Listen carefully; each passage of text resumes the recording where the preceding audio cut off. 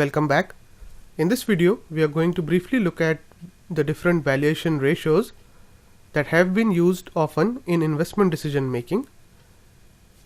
An example of a valuation ratio is the price to earnings ratio, also known as the PE ratio.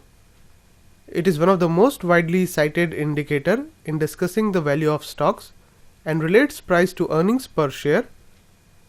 Also, some analysts use some other market multiples like price to book value and price to cash flow in order to make some sense of the valuation of a stock. Here we have shown some common valuation ratios. The first important ratio is the price to earnings ratio, which is calculated by dividing price per share by the earnings per share. This ratio tells us how much an investor is required to pay for per dollar of earnings. So if the price to earning ratio is 10, then it would mean that for every $1 of earnings, the investor is paying $10. Because PE ratios are calculated using net income, this ratio can be sensitive to non-recurring earnings or one-time earning events. Also, net income is considered to be more susceptible to manipulation than cash flows, so it may be wise to see price to cash flow as an alternative measure, especially when earnings quality may be an issue. Also, instead of using the net income as earnings in the PE ratio, one can also use EBITDA, which is the earnings before interest, tax, depreciation and amortization. EBITDA per share is calculated using earnings before interest, taxes and depreciation. It can be used to eliminate the effects of different levels of fixed asset investment across companies. This facilitates comparison between companies in the same sector but at different stages of infrastructure maturity. Then another common ratio that is used is price to sales ratio. The price to sales ratio is calculated by dividing price per share with sales per share.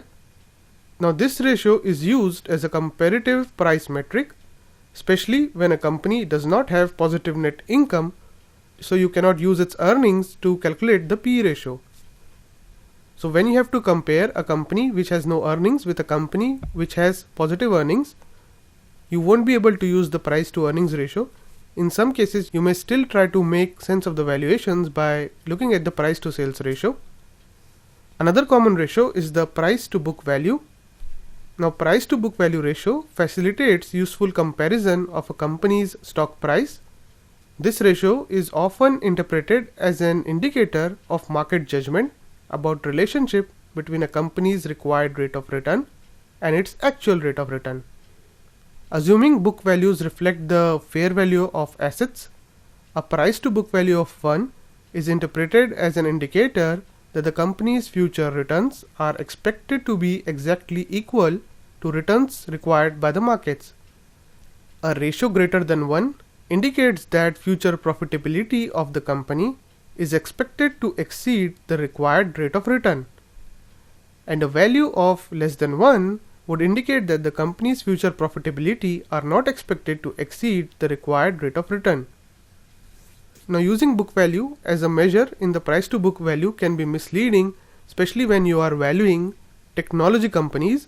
Now, typically technology companies do not have a lot of fixed assets, which means that there is a very high chance that their book values are not truly reflective of their true worth, because their true worth lies in the human resources of their company.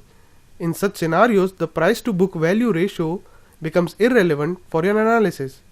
Similarly, while using any of these ratios, it is very important that you use your common sense in determining whether a specific ratio is applicable in case of the company you are analyzing.